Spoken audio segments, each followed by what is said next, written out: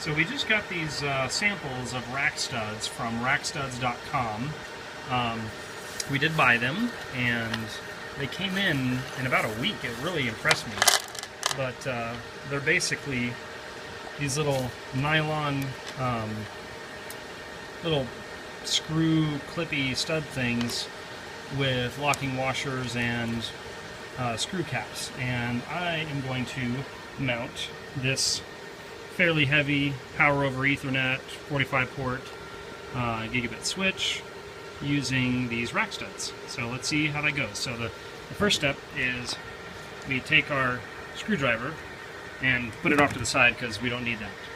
And now we are going to clip these in here. So I'm going to take my little guy here and just work it in, and I'll do that for the top as well.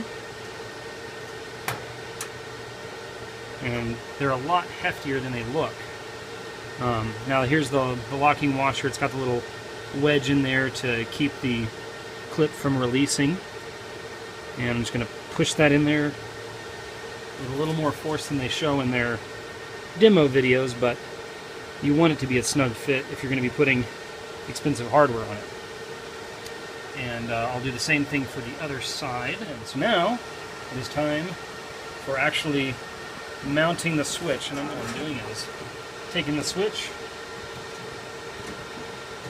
and sliding it onto the posts, and I am supporting it with one hand over here and thumb tightening the bottom here. And already with just one screw, it's now supporting the entire switch. But obviously we're not going to leave it that way. We're going to add the rest of the screws. This is a fairly heavy switch, and it is being supported just fine. I'm going to focus in on the thing here, and if I push down on the back of the switch, and you're really seeing my hand move the camera more than anything else, it's not moving, it's not going anywhere. So as long as these things don't slip out, these will definitely be for all my switch gear and all my racks. Okay, one last demonstration. This is using Rackstuds, which I already have on these two switches. One of the frustrating things with cage nuts and adapter kits is when you already have gear in both the slot right above and right below where you're wanting to add more gear.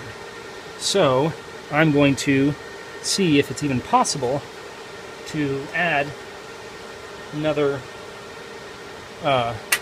rack stud without having any room to reach in. And so far it looks like I will.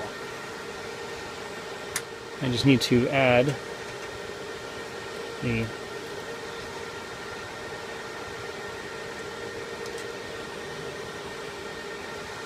mesh, and there we go. I just added two devices. If I slid some gear in there, I could then just twist the